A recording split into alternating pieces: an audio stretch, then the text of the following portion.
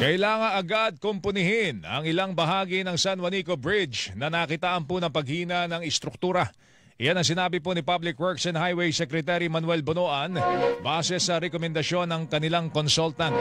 Sa datos po ng DPWH, nasa mahigit 7,000 sasakyan ang dumaraan sa naturang tulay kada araw. Kaya naman ginagawa ng DPWH ang lahat para maitaas man lamang sa lalong madaling panahon ang load limit sa San Juanico Bridge kung saan bawal dumaan ang mga sasakyan na lagpas 3 tonelada ang bigat. Sabi yung consultant, it has to be done immediately.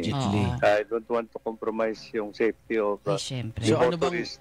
Itong initial retrofitting works na gagawin namin para kahit papano madagdagan o madagdagan yung load limit. Ayon sa DPWH, nasa 50 million pesos ang inisyal na budget na kakailanganin para sa pagpapatibay ng 3 bahagi o segment ng approach area ng tulay sa Samar at sa Leyte. Posible namang umabot sa kabuang 800 million ang pesos ang kailangang pondo sa pagsasaayos po ng San Juanico Bridge dahil kinalawang at rumupok na ang ilang bahagi ng naturang tulay.